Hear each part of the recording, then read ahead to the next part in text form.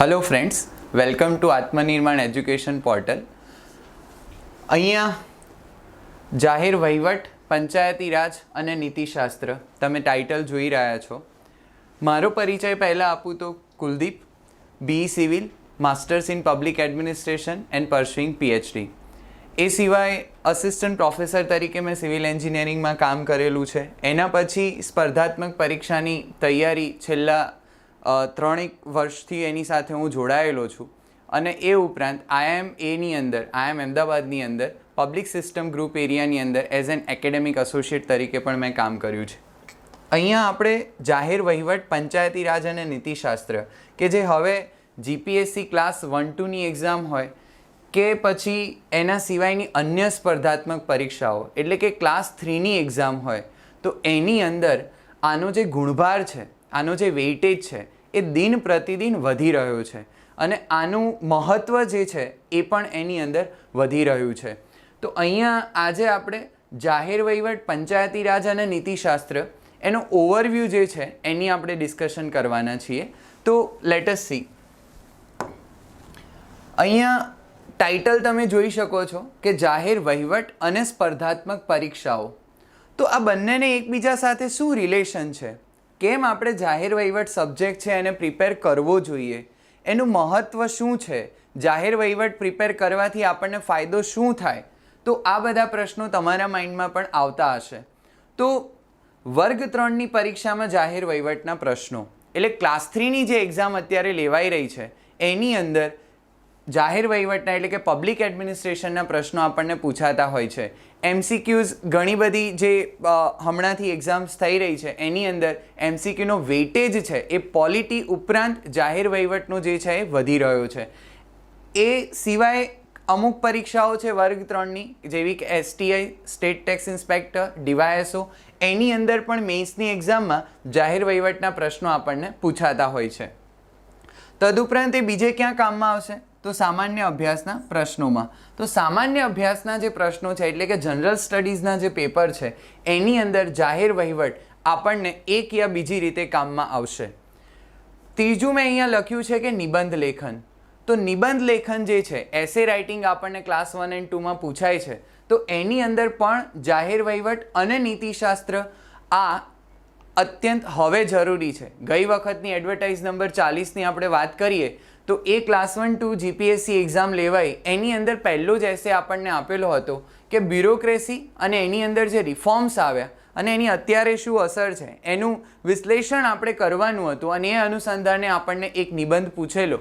તો એમાં આપણને સ્પષ્ટ રીતે સમજાય છે કે જાહેર વહીવટ સબ્જેક્ટ અગર આપણને સારી રીતે આવડે છે, એ આપણે સારી રીતે તૈયાર કર્યો છે તો એ નિબંધને આપણે સારામાં સારો ન્યાય આપી શકીએ અને જેટલો સારો કન્ટેન્ટ એમાં આપણે મેન્શન કરીએ તો એટલા જ આપણે સારો સ્કોર અહીંયા કરી શકીએ છીએ।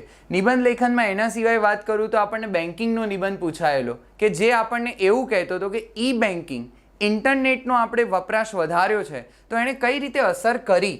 તો એ અત્યારના કન્ટેક્સ્ટમાં જ્યારે જોવાનું થાય તો એ પણ ગવર્નન્સનો જે ટોપિક છે એ જાહેર વહીવટનો જ એક પાર્ટ છે અને એના અંતર્ગત એ ટાઇટલ આપણને જોવા મળેલું। તો ત્યાં તમને આ નિબંધ જે છે એના માર્ક્સમાં તમને એનો સિગ્નિફિકન્ટ ફાળો, એનું કોન્ટ્રીબ્યુશન આપણને અહીંયા જોવા મળે છે।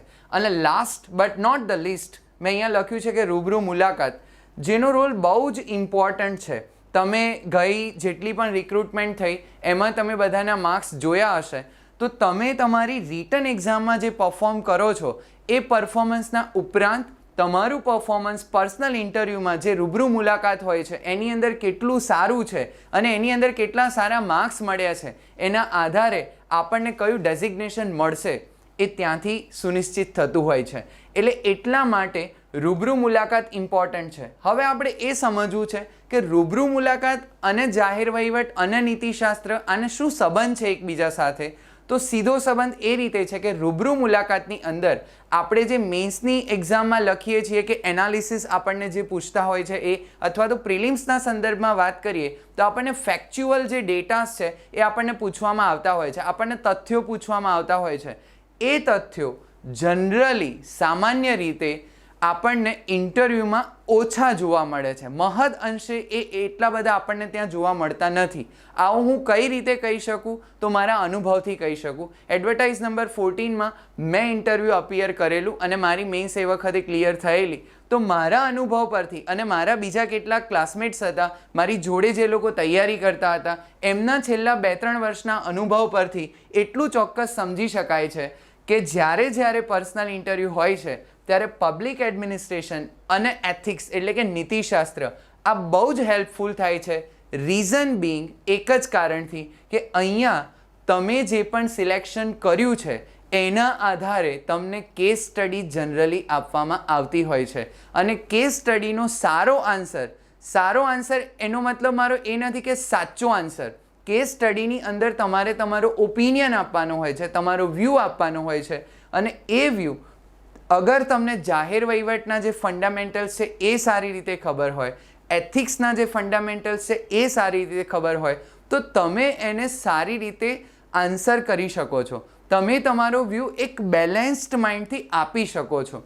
એટલા માટે જાહેર વહીવટ અને નીતિશાસ્ત્ર આ રૂબરૂ મુલાકાતની જે વાત છે ત્યાં ઘણું અગત્યનું છે. આગળ આપણે જોવાના છીએ સિલેબસને, પણ અહીંયા મારે એટલા માટે આ વાત કહેવી છે કારણ કે અમુક હજુ પણ એવું લાગે છે કે પબ્લિક એડમિનિસ્ટ્રેશન કે એથિક્સ આ બધું યુપીએસસીમાં જ બહુ જરૂર પડે, જીપીએસસીમાં આપણને એની એટલી બધી જરૂર પડતી નથી. પણ એવું નથી. હવે ગુજરાતમાં જે પ્રમાણે ટ્રેન્ડ બદલાઈ રહ્યો છે, જે પ્રમાણે પરીક્ષાઓ લેવાઈ રહી છે, એ પ્રમાણે ધીરે ધીરે આ સબ્જેક્ટનું ઇમ્પોર્ટન્સ વધી રહ્યું છે. એટલા માટે હવે આપણે પબ્લિક એડમિનિસ્ટ્રેશન કે એથિક્સને સબસિડિયરી ન માની શકીએ. પહેલાં જેમ આપણે પોલિટી ને હિસ્ટ્રી, 2-3 ઇકોનોમિક્સ આ 3 જે મેજર પાર્ટ છે કે કરંટ અફેર્સ આટલું કરીને પૂરું કરતા અને આને સાવ આપણે નેગ્લેક્ટ કરીએ તો એની આપણા માર્ક્સ પર ચોખ્ખી અસર આપણને જોવા મળશે. એટલે આની અંદર જાહેર વહીવટ કે નીતિશાસ્ત્ર એનો ખૂબ સારો વેઇટેજ છે. નેક્સ્ટ ત્યાંથી આપણે આગળ વધીએ તો આપણે સિલેબસની વાત કરીએ. તો સિલેબસમાં લોક પ્રશાસન અને શાસન એટલે આપણે અહીંયા 1-2નો જે કોમન સિલેબસ છે એની આપણે ઉપર છલતો એક ખ્યાલ જોવાના છીએ. નેક્સ્ટ લેક્ચરથી આપણે ડિટેલમાં જોઈશું, પણ આજે ફક્ત એનો ઓવરવ્યૂ જે છે એ આપણે ડિસ્કસ કરવાના છીએ. તો અહીંયા લખેલું છે કે લોક પ્રશાસન અને શાસન. પહેલો ટોપિક છે આપણને લોક પ્રશાસનનો અર્થ, કે લોક પ્રશાસનનો અર્થ શું છે, જાહેર વહીવટ છે શું, પબ્લિક એડમિનિસ્ટ્રેશન શું છે. તો ઘણી બધી રેફરન્સ બુક હવે ગુજરાતી ભાષામાં પણ અવેલેબલ થઈ છે and that's a good sign for us કે આપણને હવે મટીરિયલ ઇઝીલી અવેલેબલ રહે છે. એમાંથી આપણે તૈયારી કરી શકીએ છીએ.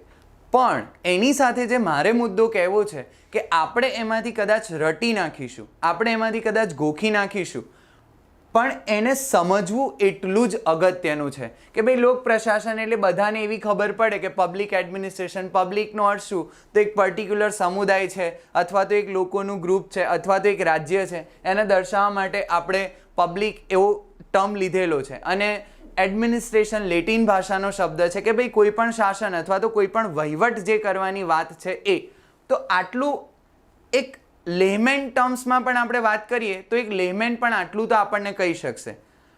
જ્યારે આપણે સિવિલ સર્વન્ટ બનવા જઈ રહ્યા છીએ ત્યારે આપણને આ જે ટર્મ છે એનો મિનિંગ વિસ્તૃતમાં ખબર હોવી જરૂરી છે કે એના અલગ અલગ દ્રષ્ટિકોણ કયા છે, એનું નેચર કેવું છે, પબ્લિક એડમિનિસ્ટ્રેશન છે તો એનો સ્કોપ શું છે, એનું કાર્યક્ષેત્ર શું છે. તો આ તમામ બાબતો એઝ એન એસ્પિરન્ટ આપણને ખ્યાલ હોવો બહુ જ જરૂરી છે. લોક પ્રશાસનની વ્યાખ્યા ઘણા બધા જે આગળ જે લોકોએ પોલિટિકલ સાયન્સના નિબંધ આપ્યા છે અથવા તો એડમિનિસ્ટ્રેશન પણ વાત કરી છે, તો આપણે પિફનરની વાત કરીએ કે પછી લ્યુથર ગુલિકની વાત કરીએ અથવા તો વુડ્રો વિલ્સનની વાત કરીએ કે જેને ફાધર ઓફ પબ્લિક એડમિનિસ્ટ્રેશન કહેવામાં આવે છે. તો આ દરેક વ્યક્તિએ લોક પ્રશાસનની એમના મત મુજબ એમની અલગ અલગ વ્યાખ્યાઓ આપી છે અને જે અલગ અલગ કન્ટેક્સમાં સુસંગત છે. હેનરી ફેયોલની વાત કરીએ તો એને 14 પ્રિન્સિપલ્સ આપણને આપ્યા છે. તો એ તમામ વાતો આ લોક પ્રશાસનનો જે ટોપિક છે એની અંદર આપણે વિગતે ચર્ચા કરવાના છીએ. એના પછી અહીંયા લખ્યું છે કે ભારતમાં ઉત્ક્રાંતિ લોક પ્રશાસનની કઈ રીતે થઈ, પબ્લિક એડમિનિસ્ટ્રેશન ઇન્ડિયાની અંદર એનું રેલેવન્સ કઈ રીતે વધતું ગયું. તો અહીંયા કૌટિલ્ય રચિત અર્થશાસ્ત્ર મેન્શન કર્યું છે કે કૌટિલ્યએ અર્થશાસ્ત્રની જે રચના કરી એની અંદર મોસ્ટ ફેમસ કે જે કદાચ તમને પણ ખબર હશે, પ્રિપેરેશન કરતા હશો, તો કે કૌટિલ્યએ 7 અંગોની વાત કરી છે કે રાજ્ય છે એના 7 કયા એવા એલિમેન્ટ્સ છે કે બહુ જ જરૂરી છે. તો રાજા હોવો જોઈએ, અમાત્ય એટલે કે એનો પ્રધાન હોવો જોઈએ, એક જનપદ એટલે કે રાજ્ય હોવું જોઈએ, એના પછી ત્યાં રાજકોષ હોવો જોઈએ, એટલે કે આજે આપણે જે ટેક્સેશન પોલિસીની વાત કરીએ છીએ એ વખતે કૌટિલ્યએ એ વખતે વાત કરેલી છે. ટેક્સેશન સિવાય આપણે વાત કરીએ કે પનિશમેન્ટ, દંડ જે છે એ પણ હોવો જોઈએ, કે કોઈએ કંઈ ખોટું કર્યું છે તો એને આપણે દંડ કરવાનો છે. મિત્ર એટલે કે એલીઝ આપણે બનાવતા હોઈએ છીએ કે ભાઈ યુએસએ સાથે આપણા ફોરેન અફેર્સ કેવા રહેશે, અથવા તો ઓસ્ટ્રેલિયા સાથે આપણા સંબંધો કેવા છે, ચાઇના સાથે સંબંધો અત્યારે થોડાક અસમંજસના ક્રિએટ થયા છે, તો એ વખતે આપણે બીજા કયા દેશની સાથે એ રીતે સંબંધો અને આપણી ડિપ્લોમેસી કરી શકીએ. તો આ વાત કૌટિલ્યએ એ વખતે 7 અંગોની જે વાત કરેલી એ વખતે એણે ત્યાં જણાવ્યું છે. અને આપણે એવું માની શકીએ કે લોક પ્રશાસનનો જે ખ્યાલ છે એ મહદઅંશે આપણને કૌટિલ્ય રચિત જે અર્થશાસ્ત્ર છે ત્યાં આપણને જોવા મળે છે. એના સિવાય વહીવટના વિચારો જે છે એ કૌટિલ્યના અર્થશાસ્ત્રમાં મેન્શન કરેલા છે. અહીંયા મોગલ વહીવટ એવું લખેલું છે. શેરશાહની જે નીતિ છે ત્યાંથી ચાલુ થાય છે મુગલ વહીવટ, કે મુગલ એડમિનિસ્ટ્રેશનના મુખ્ય પાસા શું. તો જ્યારે મુગલ શબ્દ આવે, જ્યારે મિડિવિયલ હિસ્ટ્રીની વાત આવે, ત્યારે આપણા મગજમાં એક નામ બહુ જલ્દીથી આવે છે, અકબર. તો અકબરની જે વહીવટી નીતિ છે એ એડમિનિસ્ટ્રેશનની અગર જ્યારે પણ તમે ચર્ચા કરો તો અકબરની નીતિની બધા વધારે વાત કરતા હોય છે. કેમ? અકબર બહુ નાની વયે પહેલાં તો રાજા બનેલો, અને ઓછી વયે રાજા બનવા છતાં એનું જે સામ્રાજ્ય છે એણે જે રીતે શાસન કર્યું અને એની જે લોકચાહના વધી, એનો મુખ્ય આધાર એની જે વહીવટી નીતિ હતી અને એણે જે રીતે આખું સેટલમેન્ટ કરેલું એની સ્ટેટની અંદર એના ઉપર રહેલો છે. અને એટલા માટે બીજા બધા મુગલ સલ્તનત કરતાં અકબર વધારે ફેમસ છે. તો એ ખ્યાલ આપણને અહીંયાથી જોવા મળે છે. એટલે મુગલ એડમિનિસ્ટ્રેશનમાં વાત કરો તો અકબરે શું કરેલું, એ સમયમાં એણે ધાર્મિક સહિષ્ણુતાની વાત કરી છે. રિલિજિયસ ટોલરન્સ અકબરના શાસનમાં આપણને જોવા મળે છે. દરેક કોમ માટે એણે બની શકે એટલી પેરિટી રાખવાનો ત્યાં પ્રયત્ન કરેલો.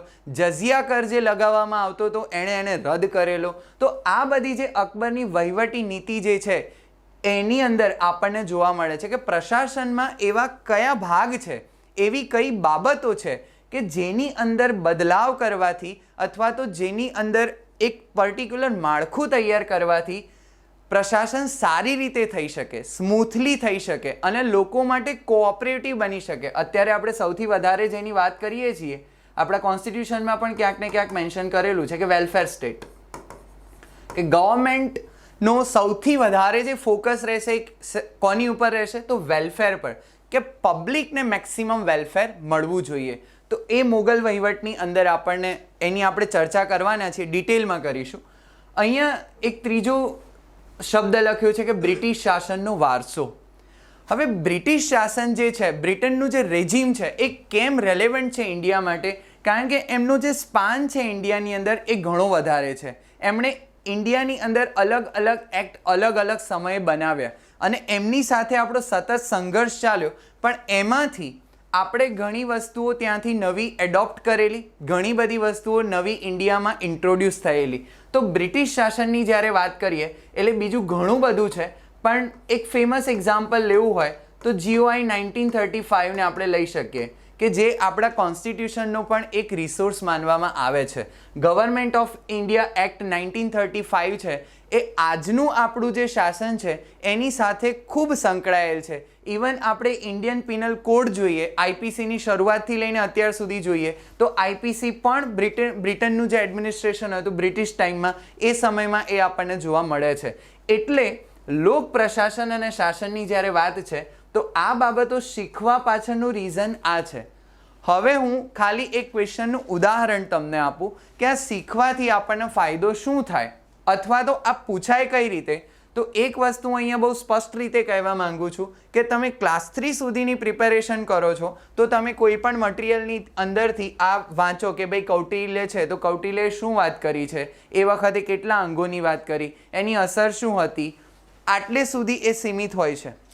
મુગલની વાત કરો તો એની નીતિમાં કયા કયા ભાગ હતા એટલું આપણે વાંચી લઈએ, તૈયાર કરી લઈએ, અને ટુ ધી વધારે એક્સટેન્ટ સુધી વાત કરું તો આપણે એને ગોખી લઈએ.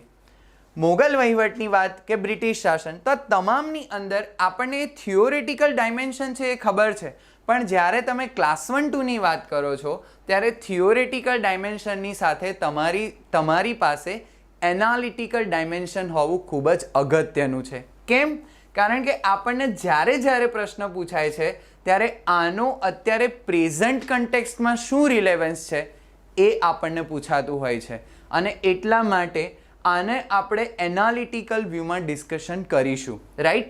બીજો અહીંયા ટોપિક છે કે લોકશાહીમાં મુલકી સેવાની ભૂમિકા, જેના માટે આપણે બધા અત્યારે ડેસ્પરેટ છીએ, રાઈટ. તો એ મુલકી સેવાની ભૂમિકા શું છે, સનદી સેવાઓ શું છે, સનદી સેવાનું એક્ઝિસ્ટન્સ ઇન્ડિયામાં ક્યારથી આવ્યું, એના માટેની તાલીમ પ્રક્રિયા શું છે, એ તાલીમ કેમ એવી જ હોય છે, એની જે ટેન્યોર નક્કી કરેલા છે, એના જે નિયમો નક્કી કરેલા છે કેમ એ પ્રકારના છે, તો એ તમામ બાબતો મુલકી સેવામાં આપણે ડિસ્કસ કરીશું. વિવિધ ક્ષેત્રોના વિકાસ સંદર્ભમાં સરકારની નીતિઓ, આ પોલિસી શબ્દ બહુ અગત્યનો છે. પબ્લિક એડમિનિસ્ટ્રેશનની જ્યારે વાત આવે ત્યારે પોલિસી શબ્દ ઘણો અગત્યનો છે. પોલિસી ફક્ત પબ્લિક એડમિનિસ્ટ્રેશનમાં નથી આવતી. પોલિસી પરથી આપણને સપોઝ માની લો કે ન્યૂ એજ્યુકેશન પોલિસી હમણાં જે આવી છે એની વાત કરીએ તો એસેમાં આપણને ન્યૂ એજ્યુકેશન પોલિસી પૂછાઈ શકે છે. પછી પોલિસીની બીજી વાત કરીએ કે નરેગા જે છે એક સ્કીમ આપણે અહીંયા બનાવેલી છે, તો એનો ક્વેશ્ચન દર વખતે એક યા બીજી રીતે આપણને ક્યાંક ના ક્યાંક જોવા મળતો હોય છે. તો કહેવાનો મતલબ એ છે કે પોલિસી જે છે એ જીએસમાં આપણને અલગ અલગ જગ્યાએ જોવા મળે છે, એના સિવાય એસેમાં પણ આપણને જોવા મળે છે, અને કરંટ અફેર્સમાં લાર્જલી બાય એન્ડ લાર્જ આપણને પોલિસી જ જોવા મળે છે. એટલે આ ઘણું અગત્યનું છે. અહીંયા લખ્યું છે દરમિયાનગીરી અમલીકરણના મુદ્દાઓ તથા સમસ્યાઓ. માની લો કે આપણે એક્ઝામ્પલ લઈએ, ઈ વ્હીકલની ગવર્મેન્ટ અત્યારે વાત કરી રહી છે, રાઈટ. તો ઈ વ્હીકલની જ્યારે વાત કરીએ છીએ તો 2030નો ગોલ આપેલો છે કે 2030 સુધીમાં ઇન્ડિયા ટોટલી ઈ વ્હીકલ્સ પર ડિપેન્ડ થશે. તો એક પોલિસી ફ્રેમવર્ક છે, પણ હવે એનું અમલીકરણની જ્યારે આપણે વાત કરીએ તો એના અમલીકરણની અંદર કઈ કઈ બાબતો હશે, કઈ રીતે એનું ઇમ્પ્લિમેન્ટેશન થશે, એની અંદર બ્યુરોક્રેસીનો શું રોલ હશે, ગવર્મેન્ટનું કેટલું એની અંદર રોલ હશે, અને એથી આગળ કે એમાં સમસ્યાઓ ચેલેન્જીસ શું છે. તો આ તમામ બાબતો પોલિસીને એનાલિસિસ કરવાથી આપણને જોવા મળતી હોય છે. આપણે સપોઝ આયુષ્યમાન ભારતની વાત કરીએ કે ન્યૂ હેલ્થ પોલિસી, તો એની અંદર પણ આપણે આ જ ડાયમેન્શન જે છે એને આપણે ડિસ્કસ કરી શકીએ છીએ. નેક્સ્ટ ટોપિક છે અહીંયા વિકાસ પ્રક્રિયા એટલે પ્રોસેસ ઓફ ધ ડેવલપમેન્ટ. નાગરિક સમાજ, બિન સરકારી સંગઠનો તથા અન્ય સહભાગીઓની ભૂમિકા એટલે સિવિલ સોસાયટી, એનજીઓઝ, અથવા તો આપણે એનજીઓને બીજું શું કહી શકીએ, એનપીઓઝ, નોન પ્રોફિટ ઓર્ગેનાઇઝેશન્સ, અને એના સિવાય અન્ય સહભાગીઓ એટલે બીજા જે સ્ટેક હોલ્ડર્સ છે એ લોકોનું શું કોન્ટ્રીબ્યુશન છે અથવા તો એ લોકોનો શું રોલ છે એ આપણને અહીંયા વિકાસ પ્રક્રિયાની અંદર જોવા મળે છે. તો સિવિલ સોસાયટી જે છે એ તો ઓલવેઝ ડેમોક્રેસીમાં જોવા આપણને મળશે જ, કારણ કે આપણે જ્યારે ડેમોક્રેટિક સેટઅપની વાત કરીએ છીએ ત્યારે ડેમોક્રેટિક સેટઅપમાં સિટીઝન સૌથી ફર્સ્ટ હોય છે, કારણ કે પબ્લિક એના રિપ્રેઝેન્ટેટિવને ચૂઝ કરશે અને એ રિપ્રેઝેન્ટેટિવ જઈને પાર્લામેન્ટમાં બેસશે, અને ત્યાંથી જે ડેવલપમેન્ટ પ્રોસેસ થવાની છે એ લોકો એના મુખ્ય જે કહેવાય તો સ્ટેક હોલ્ડર હોય છે. પણ એને મોકલવા માટે end of the day responsible કોણ છે, તો નાગરિક, રાઈટ. તો એટલા માટે વિકાસની પ્રક્રિયા નાગરિક વગર લોકશાહી તંત્રમાં શક્ય નથી. તો એ આપણે વિગતે સમજીશું. એના સિવાય અહીંયા એનજીઓનો સરળ ખ્યાલ અત્યારે હું આપું છું, ડિસ્કસ પછી આપણે કરીશું. એનજીઓમાં એ વાત છે કે જ્યાં ગવર્મેન્ટ સીધી રીતે નથી પહોંચી શકતી, અથવા તો ગવર્મેન્ટે કોઈ પોલિસી બનાવી છે પણ પ્રત્યક્ષ આપણે જે લાસ્ટ માઇલ ડિલિવરીની વાત કરીએ છીએ ત્યાં સુધી નથી પહોંચી શકતી, તો એનજીઓ બેકગ્રાઉન્ડમાં એટલે એનજીઓ ગવર્મેન્ટ પછી એક બીજી જે પ્રાઇવેટ ન કહી શકાય પણ વોલેન્ટિયરી ઓર્ગેનાઇઝેશન છે, તો એ ત્યાં પહોંચી શકે છે. કારણ કે ગવર્મેન્ટનું કાર્યક્ષેત્ર ઘણું મોટું હોય છે અને એનજીઓ છે એ કોઈ પર્ટિક્યુલર એરિયાનો પ્રોબ્લેમ છે અથવા તો કોઈ એક ડિસ્ટ્રિક્ટનો પ્રોબ્લેમ છે, તો ત્યાં પોતાની ટીમ લઈ જઈને ત્યાં ફિલ્ડ સર્વે કરે, એ ડેટા એનાલિસિસ કરે, એ ફિલ્ટ્રેશન ડેટાનું કરીને એના ઉપરથી એક નિચોડ કાઢે, અને ગવર્મેન્ટ જોડેથી ફંડ લઈને ગવર્મેન્ટ ઇમ્પ્લિમેન્ટેશન પાર્ટમાં કદાચ નથી પહોંચી શકતી તો એનજીઓ એ રોલ કરી શકે છે. એક એક્ઝામ્પલ આપું કે આગા ખાન ટ્રસ્ટ છે તો એ અલગ અલગ ક્ષેત્રોમાં કામ કરે છે. તો સુરેન્દ્રનગર જિલ્લાની અંદર આગા ખાન ટ્રસ્ટે ડ્રિંકિંગ વોટરની જે આખી પ્રોસેસ હતી કે ડ્રિંકિંગ વોટરની ત્યાં અવેલેબિલિટી નહોતી, તો એ આગા ખાન ટ્રસ્ટે ત્યાં ફિલ્ડ પર રહીને લગભગ 1 મહિનાથી 1.5 મહિનાનો ટાઈમ સુધી ત્યાં રહીને એ લોકોએ આખું ઇવેલ્યુએશન કરેલું કે ખરેખર ત્યાં શું થઈ રહ્યું છે, ફિલ્ડ પર શું વાત છે. એના સિવાય પાટણ ડિસ્ટ્રિક્ટની વાત કરું તો ત્યાં એનજીઓઝે જઈને સર્વે કરેલો કે ભાઈ ગવર્મેન્ટે તમામને ફ્રી ટોયલેટ્સવાળી જે વંચિત વર્ગ છે એમને ફ્રી ટોયલેટની સુવિધા આપેલી, પણ ગ્રાઉન્ડ પર એકચ્યુઅલ રિયાલિટી શું છે, તો ત્યાં એનજીઓ અને બીજા કેટલાક સહભાગી છે એની ભૂમિકા આપણને જોવા મળે છે. એટલે ડેવલપમેન્ટની પ્રોસેસ છે એ ઓલવેઝ ઇન્ક્લુસિવ પ્રોસેસ છે કે જેની અંદર તમારે દરેક સ્ટેક હોલ્ડરને ઇન્ક્લુડ કરવા પડે છે, કારણ કે જ્યારે આપણે ગ્રોથની વાત કરીએ છીએ તો એ ઇઝીલી થઈ શકે, but when we want to take a development, જ્યારે વિકાસ કરવો છે તો એ ઇન્ક્લુસિવ પ્રોસેસ છે, જે તમે ઇકોનોમિક્સમાં પણ ભણો છો. એ કહેવાનું રહી ગયું કે અહીંયા હું અલગ અલગ સબ્જેક્ટને વારે ઘડીએ લઈને આવું છું. પબ્લિક એડમિનિસ્ટ્રેશનની જ્યારે વાત કરો તો એમાં હિસ્ટ્રી પણ એટલી જ રિલેટેડ છે, ઇકોનોમિક્સ પણ રિલેટેડ છે, પોલિટી પણ રિલેટેડ છે. In short, under the sun, under the earth, above the earth જે પણ આપણને જોવા મળે છે એ બધું જ part and parcel of public administration છે, રાઈટ. એના સિવાય અહીંયા આપણે વાત કરીએ તો વૈધાનિક, નિયમનકારી અને વિવિધ અર્ધ ન્યાયિક સંસ્થાઓ, સ્ટેચ્યુટરી બોડીઝ જેટલી ઇન્ડિયામાં છે. As per example we take election commission. તો ઇલેક્શન કમિશન જે છે તો એનું ગઠન કઈ રીતે થાય છે, એની અંદર અધિકારીઓ કઈ રીતે સિલેક્શન કરવામાં આવે છે, એમનો ટેન્યોર કેટલો, એમનું કાર્યક્ષેત્ર શું છે, એમને હટાવવા છે એમની પોસ્ટ ઉપર તો કયા નિયમો છે, કોણ એમને ત્યાંથી હટાવી શકે, આ તમામ બાબતો આપણે વૈધાનિક સંસ્થાઓની અંદર ચર્ચા કરવાના છીએ.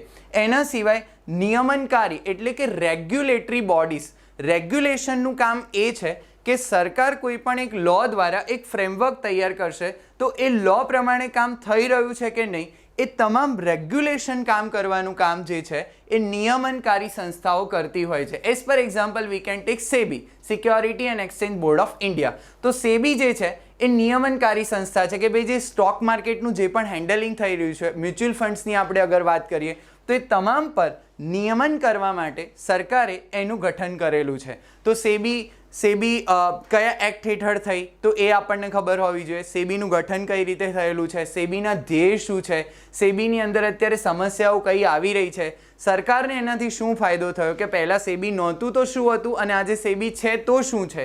તો આ તમામ બાબતો નિયમનકારી સંસ્થાઓની અંદર આપણે જોઈશું. વિવિધ અર્ધ ન્યાયિક સંસ્થાઓની અગર આપણે વાત કરીએ એટલે ઇંગ્લિશમાં જેને આપણે કહેતા હોઈએ છીએ quasi judicial authorities, right, quasi judicial institution.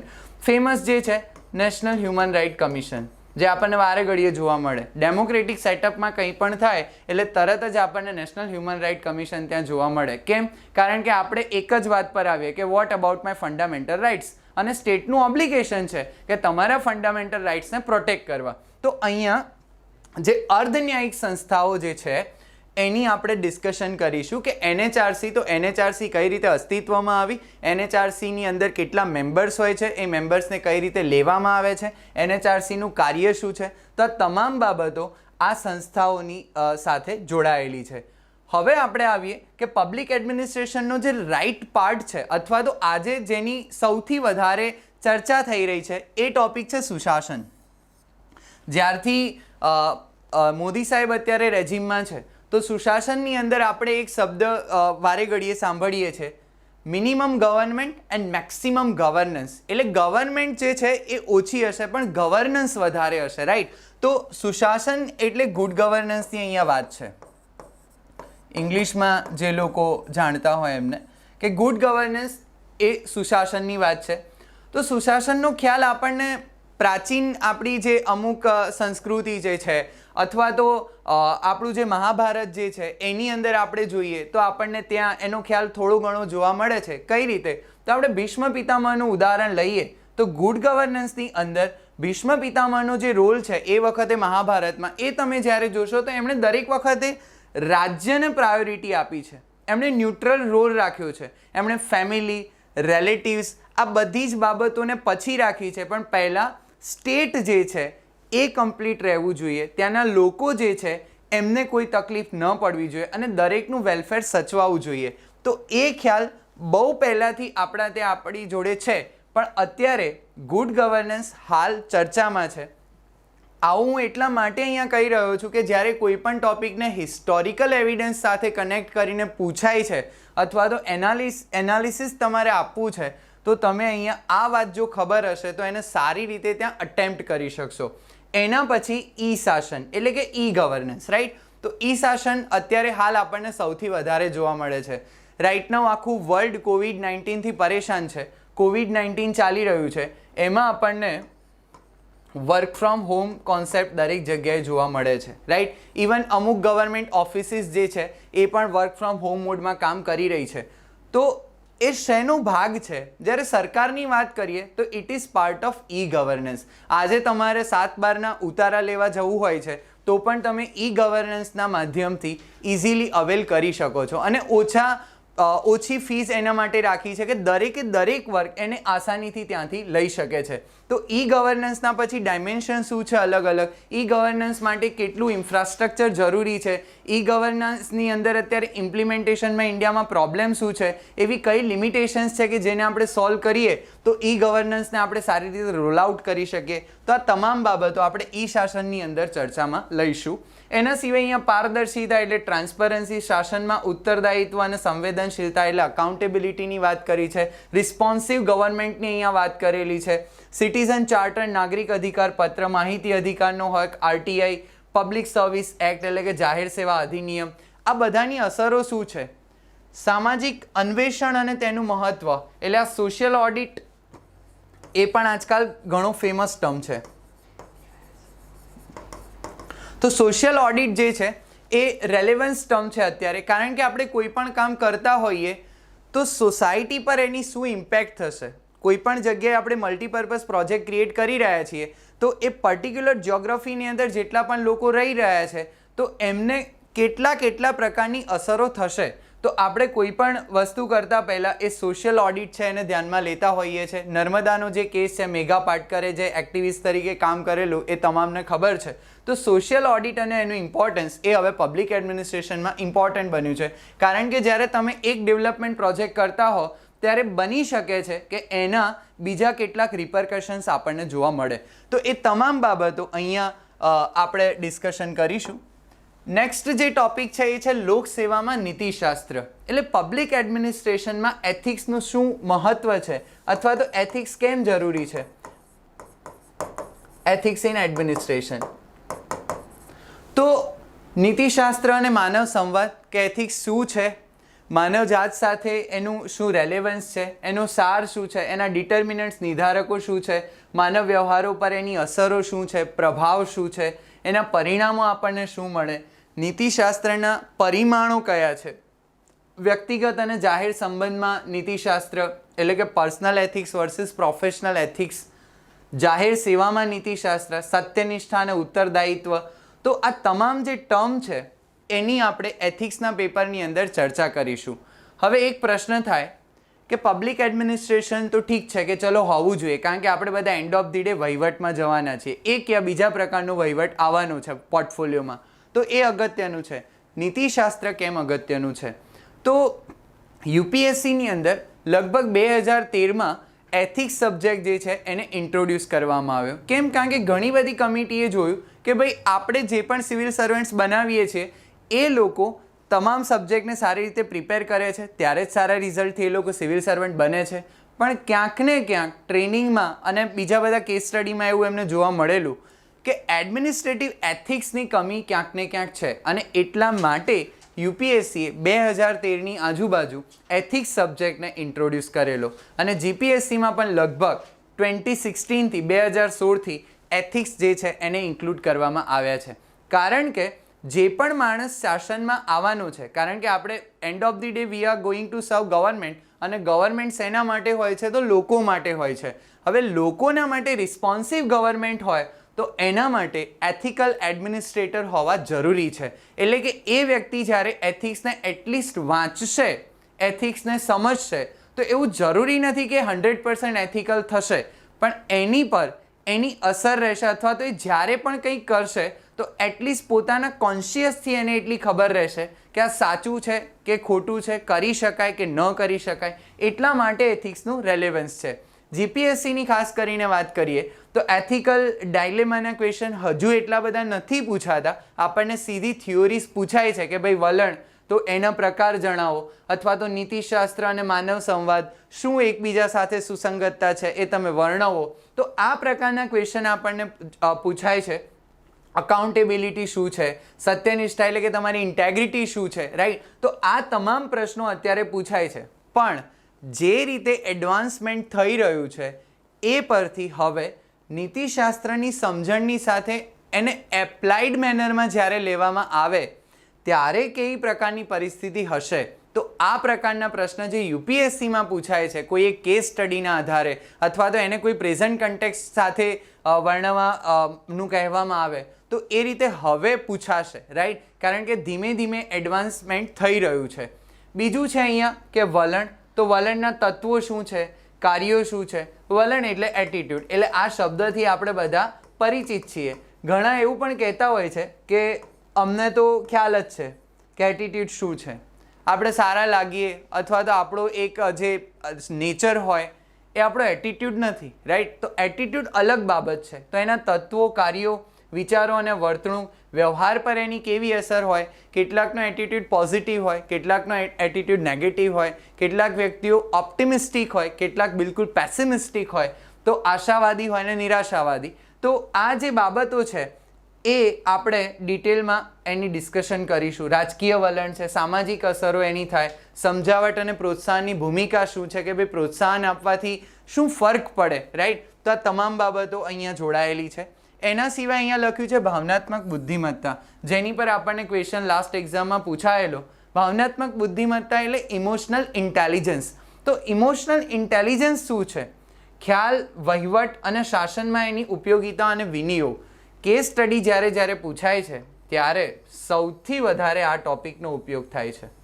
ભાવનાત્મક બુદ્ધિમત્તા, ઇમોશનલ ઇન્ટેલિજન્સ. માની લો કે તમને એક કેસ એવો આપવામાં આવે છે કે તમે શાસનમાં બેઠેલા છો, એક જગ્યાએ 100 માણસો તકલીફમાં છે, ત્યાં બહુ ખરાબ પરિસ્થિતિ ઊભી થઈ છે, લો એન્ડ ઓર્ડરની સિચ્યુએશન ત્યાં ક્રિએટ થઈ છે, અને એની તરત 2 મિનિટ પછી તમને એવો ફોન આવે છે કે તમે જે ટાઉનમાં રહો છો તમારા માતા પિતા તમારી સાથે જ રહે છે અને તમારા પિતા કંઈક કામ માટે બજારમાં ગયા છે અને એમનું ત્યાં એક્સિડન્ટ થયું છે. હવે બંને પરિસ્થિતિ એવી છે કે તમારે બંને જગ્યાએ તમારી જરૂર છે. તમે આ વખતે શું કરશો, અથવા તો આ કેસ સ્ટડીની અંદર તમારો જવાબ શું હશે? તો આ બાબત આપણને ઇમોશનલ ઇન્ટેલિજન્સની સમજણથી ખબર પડે છે કે આવું થાય તો શું કરી શકાય. સી, એથિક્સ જે છે, એથિક્સ અથવા તો એડમિનિસ્ટ્રેટિવ એથિક્સ, તો એથિક્સનો કોઈ જવાબ યસ ઓર નોમાં નથી. It is always grey, it is not black or white. Black and વ્હાઇટમાં એનો કોઈ આન્સર તમને નહીં જોવા મળે, એ ઓલવેઝ ગ્રેમાં મળશે. બટ એ તમારો ઓપિનિયન હશે. ઘણીવાર એવું થશે કે કોઈ કેસ સ્ટડી હું સમજાવીશ, એમાં મારો વ્યૂ હશે, તમે એની સાથે બની શકે કે તમે એની સાથે સંમત ના પણ થાઓ, પણ એ તમારો પોતાનો વ્યૂ હશે. પણ આપણે જ્યારે આ ટોપિક્સ જે છે એને સમજીશું અને સારી રીતે એની અન્ડરસ્ટેન્ડિંગ આપણા માઇન્ડમાં એકવાર બેસશે, પછી તમે આજે જે જવાબ આપવાના છો મારી કેસ સ્ટડીનો, એ જવાબ લેક્ચરની સિરીઝ પૂરી થશે પછી ચોક્કસથી બદલાશે, રાઈટ. કારણ કે તમને આ જે ડાયમેન્શન્સ છે એની સમજણ હશે. એટલે એથિક્સ ભણવાનો ફાયદો આ છે. એટલે એથિક્સ ભણવાથી 2 ફાયદા છે. પહેલો ફાયદો આપણે વેલ્યુ એડિશનનો જ જોઈએ કે આપણને એક્ઝામમાં ફાયદો થાય. પેપર આવે એની અંદર એથિક્સના પ્રશ્નો પૂછાય, એ આપણને આવડે એટલે આપણા માર્ક્સ સારા આવે. બીજો, એસેની અંદર આપણને કંઈ પણ એથિક્સને રિલેટેડ પૂછાય તો એમાં પણ આપણા માર્ક્સ સારા આવે. ત્રીજો, ઇન્ટરવ્યૂમાં જઈએ ત્યાં પણ આપણને એથિક્સનો ફાયદો થાય. અને ફોર્થ, મોસ્ટ ઇમ્પોર્ટન્ટ બેનિફિટ, આપણું જે વ્યવહારિક જીવન છે, રૂટીન લાઈફ છે, એની અંદર એનો સિગ્નિફિકન્ટ ફાયદો આપણને ગ્રેજ્યુઅલી જોવા મળે. એનાથી આપણી લાઈફને પણ આપણે પોતે બેલેન્સ કરી શકીએ. તો અહીંયા બીજી વાત કરી છે માનવ મૂલ્યો. નેક્સ્ટ ટોપિક છે જેને આપણે હ્યુમન વેલ્યુઝ કહીએ છીએ. તો વેલ્યુઝ આપણી અલગ અલગ હોય છે કે સહિષ્ણુતાની આપણી વેલ્યુ હોય, કોઈના પણ આપણને દયા હોય એટલે કમ્પેશન હોય. તો માનવ મૂલ્યો જે છે એ નાગરિકોને મૂલ્ય સંબંધિત શિક્ષિત કરવામાં કુટુંબ, આપણું જે વેલ્યુ આપણામાં જે આવતી હોય છે એનો મુખ્ય જે આધાર છે એ આપણે કઈ જગ્યાએથી બિલોંગ કરીએ છીએ, આપણો ફેમિલી સેટઅપ પર એનો આધાર રહેલો છે. કુટુંબ, આપણો સમાજ, આપણી આજુબાજુ જે પણ કોમ્યુનિટીમાં આપણે રહીએ છીએ, જે કલ્ચરમાં આપણો ઉછેર થયો છે એ. અને ત્રીજી અને મોસ્ટ ઇમ્પોર્ટન્ટ વસ્તુ કે શૈક્ષણિક. તો શૈક્ષણિક સમસ્યાઓની જે ભૂમિકા છે એ.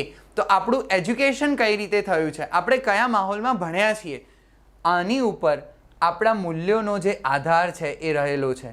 માની લો કે તમે એક એવા ફેમિલીમાં રહ્યા છો કે જ્યાં બહુ જ રિસોર્સિસની શોર્ટેજ છે, વંચિત છો, લાસ્ટ માઇલ ડિલિવરી તમારા સુધી નથી પહોંચી શકતી, આવું ખાલી આપણે એઝ્યુમ કરવાનું છે. તો એ આવું થઈ રહ્યું છે અને એ સિચ્યુએશનની અંદર આપણા પરિવારના જે સભ્યો છે એની સંખ્યા વધારે છે, રિસોર્સિસ થોડા છે, એટલે તમે ઓલવેઝ ક્રાઇસિસમાં જીવ્યા છો. આવી રીતે તમે જીવ્યા છો એટલે તમારું જે દર વખતે વલણ હશે અથવા તો તમારું જે દર વખતે વિચાર હશે એ એવો જ હશે કે બને ત્યાં સુધી ઓછો ખર્ચ કરવો જોઈએ, બને ત્યાં સુધી ન જોઈતી વસ્તુઓને ન લેવી જોઈએ. તો આપણું આ જે ફોર્મેશન થાય છે એ આપણે જે સેટઅપમાં આપણું અપબ્રિંગિંગ થાય છે, આપણે જે સેટઅપમાં ઉછેર થાય છે આપણો, એના ઉપર એનો આધાર રહેલો છે. તો આપણે આ જોઈશું. એમાં કુટુંબની બીજી વાત કરીએ તો ડેમોક્રેટિક પેરેન્ટ્સ વર્સિસ ઓથોરિટેરિયન પેરેન્ટ્સ. તો મતલબ બિલકુલ ડેમોક્રેટિક પેરેન્ટ્સ હોય કે જે તમામ વસ્તુઓને બેલેન્સ વ્યૂમાં તમને સમજે, તમને પહેલાં સાંભળે, એ તમને સાંભળ્યા પછી એમનો પોતાનો વ્યૂ આપે અને એકબીજા સાથે ડિસ્કસ, ડિબેટ અને ડેલિબરેશનથી તમે એક નિચોડ ઉપર આવો, તો એ ડેમોક્રેટિક સેટઅપ થયું. ઓથોરિટેરિયનમાં એવું હોય છે મેં કીધું એટલે સાચું જ છે અને તાર માનવું જ પડે, તો એ ઓથોરિટેરિયન જે સેટઅપ છે એ કહી શકાય. તો આવી અલગ અલગ જે વાત છે એની આપણે ત્યાં ચર્ચા કરીશું. નીતિશાસ્ત્ર સંબંધિત મુદ્દાઓ અને પડકારો. તો આ તમે પોલિટીની અંદર પણ ભણો છો કે ભ્રષ્ટાચાર, લોકપાલ અને લોકાયુક્ત. તો આ પોલિટીની અંદર પણ તમે લોકપાલ અને લોકાયુક્ત જે બોડી છે એ તમે ત્યાં ભણો છો. એના સિવાય ભ્રષ્ટાચાર, તો આ આપણને જીએસના પેપરની અંદર અલગ અલગ રીતે અલગ અલગ જગ્યાએ જોવા મળે છે. દર વખતે એસેમાં એક ટાઇટલ તો એવું હોય જ છે કે જે ડાયરેક્ટલી ઓર ઇનડાયરેક્ટલી કરપ્શન સાથે રિલેટેડ હોય છે. એટલે આ મુદ્દો આપણને તમામ જગ્યાએ ઉપયોગી થવાનો છે, રાઈટ. અને પછી સંબંધિત બાબતોની કેસ સ્ટડી. કેસ સ્ટડી હજુ સુધી જ્યાં સુધી આપણા સ્ટેટની વાત કરીએ તો આપણી જીપીએસસીની પરીક્ષામાં એટલી બધી નથી પૂછાઈ, પણ જે રીતે ટ્રેન્ડ બદલાઈ રહ્યો છે એના ઉપરથી એવું લાગી રહ્યું છે, એવું માની શકાય કે હવે કેસ સ્ટડી પણ આપણને પૂછવામાં આવશે. કારણ કે થિયોરેટિકલ ક્વેશ્ચન જે છે એ લાસ્ટ 2 થી 3 એક્ઝામ આપણને પૂછ્યા છે, એટલે હવે થિયોરીથી એક સ્ટેપ આગળનું આપણે એથિક્સની અંદર વિચારવું હોય તો એ કેસ સ્ટડી જ છે.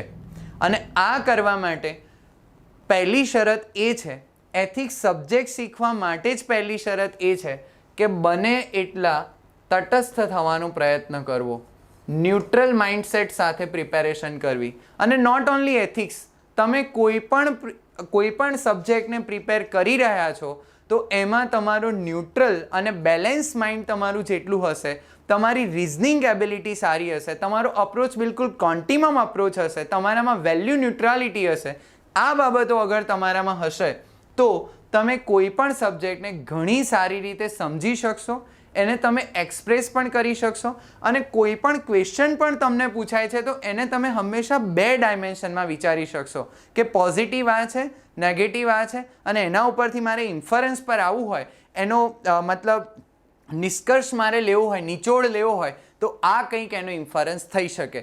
તો આ બાબત આપણને એથિક્સનું જે પેપર છે એ ત્યાં હેલ્પફુલ થવાનું છે. એટલે આ પબ્લિક એડમિનિસ્ટ્રેશન અને એથિક્સ એ એકબીજા સાથે સંકળાયેલી વસ્તુઓ છે. બીજી વાત કરું કે લાસ્ટ પેપર જો તમે જોયું હોય અને એનું એનાલિસિસ કર્યું હોય તો મારા માનવા મુજબ 70% ક્વેશ્ચન એવા હતા કે જેની અંદર આપણને 3 ડાયમેન્શન જોવા મળ્યા છે, polity, public administration and ethics. ઘણા ઓછા ક્વેશ્ચન એવા પૂછાયેલા કે જે પર્ટિક્યુલરલી સીધા આપણને સબ્જેક્ટમાંથી પૂછાઈ ગયેલા. બાકી ક્વેશ્ચન્સ આપણને 3 ડાયમેન્શનને અથવા તો કોઈ પણ 2 ડાયમેન્શનને મિનિમમ કવર કરતા હોય એવા ક્વેશ્ચન આપણને પૂછાયેલા. તો એટલા માટે આ જે સબ્જેક્ટ છે એને પ્રિપેર કરવો અને સારી રીતે પ્રિપેર કરવો અગત્યનો છે. પંચાયતી રાજની પણ આપણે ચર્ચા કરીશું. હવે જે લોકો ગ્રુપ 3ની એક્ઝામની પ્રિપેરેશન કરી રહ્યા છે એમના ચહેરા ઉપર અત્યારે વધારે થોડી સ્માઇલ હશે, કારણ કે અત્યારે જે 2 સેશન ચાલ્યા એમાં એમને થોડોક ઓછો ઇન્ટરેસ્ટ હશે ક્લાસ 1-2ના એસ્પિરન્ટ્સ કરતાં. કેમ? કારણ કે આપણે છેલ્લે એક જ ઉપર હોઈએ છીએ કે વેઇટેજ શું છે એ બોલો, બીજી બધી બાબત તો છે જ, રાઈટ. પણ હવે તમારા માટે પણ આપણે એટલું જ જસ્ટિસ કરવાના છીએ. તો 73મો બંધારણીય જે સુધારો છે એની આપણે ચર્ચા કરીશું, આર્ટિકલ 243થી લઈને 243O સુધી, અને એનાથી પછી આગળ જે ZG, ZH થી ZT સુધીનું જે છે એ આપણે આખું ચર્ચામાં લઈશું. એની સમિતિઓ, બળવંતરાય સમિતિ અને અલગ અલગ જે પણ સમિતિ આવી તો એ સમિતિ, એની ભલામણો શું હતી એની પણ આપણે ચર્ચા કરીશું. 1 and 2 વાળા એવું માનવાની જરૂર નથી કે આપણા માટે તો આ ઓલવેઝ ઉપયોગી છે. તો આપણને જે ક્વેશ્ચન્સ પૂછાય છે, લાસ્ટ ટાઈમ એક ક્વેશ્ચન પૂછાયેલો કે 73મો અને 74મો બંધારણીય સુધારો, તો એનું વિશ્લેષણ કરવાનું હતું, ક્રિટિકલ એનાલાઇઝ કરવાનું હતું. તો આપણને તો આ ક્વેશ્ચન્સ પૂછાતા જ જાય છે. ફરીથી અત્યારે પાછું એક નવું ચાલ્યું છે કે લોકલ ટુ ગ્લોબલ થવાની જે વાત છે, તો એની અંદર લોકલ એટલે શું? તો લોકલમાં ગવર્નન્સ તો જોઈશે જ, અને લોકલ ગવર્નન્સની જ્યારે વાત આવે તો એ સીધું 73મો અને 74મા બંધારણીય સુધારાની વાત છે, રાઈટ. તો આ લોકલ ટુ ગ્લોબલનો જે કોન્સેપ્ટ છે એની અંદર પણ આ એટલું જ સુસંગત છે. એટલે 74મો બંધારણીય સુધારો પણ આપણે ડિસ્કસ કરીશું, સ્થાનિક સ્વરાજ્યની જે સંસ્થાઓ છે એના વિશે, અને બીજા પણ મિસેલેનિયસ એની જોડે જેટલી પણ બાબતો જોડાયેલી છે એની પંચાયતી રાજની અંદર આપણે ડિસ્કશન કરીશું. ક્લાસ 3ની અંદર એટલે GSSBની એક્ઝામમાં જે પણ ક્વેશ્ચન પૂછાતા હોય છે એમાં પંચાયતી રાજનો સિગ્નિફિકન્ટ ક્વેશ્ચન્સ હોય છે, અને એમાં આપણને ત્યાં એનો લાભ થશે. ચીટનીસની એક્ઝામમાં તો પંચાયતી રાજ આવડે છે એટલે તમારું સિલેક્શન થવાના ચાન્સીસ ઘણા વધારે છે એવું તમે માનીને ચાલી શકો છો, રાઈટ. હવે આપણે જોઈએ કે અત્યાર સુધીમાં પૂછાયેલા કેટલાક પ્રશ્નો અહીંયા મેં લિસ્ટ આઉટ કરેલા છે. તો કેવા પ્રશ્નો પૂછાયા છે આ સબ્જેક્ટમાંથી? તો ભાવાત્મક બુદ્ધિ વગરનો નોકરશાહ એ યંત્ર માનવ જેવો છે, એટલે કે જે બ્યુરોક્રેટ છે જેનામાં ઇમોશનલ ઇન્ટેલિજન્સ નથી એ બિલકુલ રોબોટ જેવો છે. એનું આપણને ક્રિટિકલ એનાલિસિસ કરવાનો આપણને ક્વેશ્ચન પૂછાયેલો. રાજકીય ઈચ્છાશક્તિ અને વહીવટમાં નૈતિક મૂલ્યોનું પીઠબળ ન મળે તો નાગરિક સેવા નિયમો તેમની મેળે સુશાસન તરફ નહીં જઈ શકે. તેના પડકારોના સંદર્ભમાં ચકાસણી કરો. તો અહીંયા ગુડ ગવર્નન્સ, અહીંયા જે વેલ્યુ છે એના સિવાય નહીં થઈ શકે, રાઈટ. અને રાજકીય ઈચ્છાશક્તિ પણ એના માટે એટલી જ હોવી જરૂરી છે, રાઈટ. તો આ જે બાબતો છે આને જ્યારે આપણે ચર્ચામાં લેવી હશે ત્યારે આપણને આ 3 ડાયમેન્શન પહેલાં તો ખબર હોવા જોઈએ, અને એમાં પડકારો પછી પડકારોની વાત આવે છે, પણ ડાયમેન્શન પહેલાં આપણને ખબર હોવી જોઈએ. અહીંયા નેક્સ્ટ ક્વેશ્ચન છે કે ઈ ગવર્નન્સ સરકારના પારદર્શી અને ઉત્તરદાયિત્વવાળા શાસનની ઉપલબ્ધતા માટેના પ્રયત્નોની પૂર્તતા કરે છે. તો અહીંયા ટ્રાન્સપરન્સી અને અકાઉન્ટેબિલિટી આ 2 શબ્દની વાત કરી છે. તો ઈ ગવર્નન્સ, ટ્રાન્સપરન્સી અને અકાઉન્ટેબિલિટી આ 3 એકબીજા સાથે કઈ રીતે મતલબ સંબંધ ધરાવે છે એ આપણને અહીંયા ખબર હોવી જરૂરી છે. પછી અહીંયા છે કે કાયદો અને નીતિશાસ્ત્ર વચ્ચેનો તફાવત સંક્ષિપ્તમાં સમજાવો. તો પ્યોરલી થિયોરેટિકલ ક્વેશ્ચન છે, પણ એના માટે પણ આપણે થિયરી શીખેલી હોવી જરૂરી છે અથવા તો વાંચેલી હોવી જરૂરી છે. સામાજિક અન્વેષણ એટલે સોશિયલ ઓડિટનો ખ્યાલ પરંપરાગત અન્વેષણ કરતાં વધુ વ્યાપક છે. મૂલ્યાંકન કરો. તો આની અંદર તમને સારી કેસ સ્ટડી ખબર હોય તો તમે એ ચર્ચા કેસ સ્ટડીના આધારે કરશો તો તમારા માર્ક્સમાં પણ તમને એટલો જ ફરક ત્યાં જોવા મળશે. બંધારણમાં 73માં અને 74માં સુધારા એમના મુખ્ય હેતુઓ સાર્થક કરવામાં કેટલા અંશે સફળ થયા તેનું વિવેચનાત્મક મૂલ્યાંકન કરો. તો આ હમણાં જ મેં તમને કીધું. તો પંચાયતી રાજમાંથી પણ આ પ્રકારના ક્રિટિકલ એનાલાઇઝ કરવાના અથવા તો કોઈ સ્ટેટમેન્ટ આપ્યું છે અને જસ્ટિફાય કરવાના કે જસ્ટિફાય ધ સ્ટેટમેન્ટ, આવા પ્રશ્નો આપણને પૂછાય છે.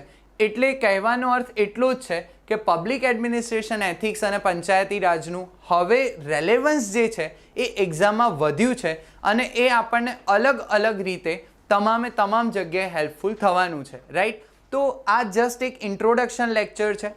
હવે આ લેક્ચર પછી આપણે એક ટોપિકને ડિટેલમાં ડિસ્કસ કરીશું, રાઈટ.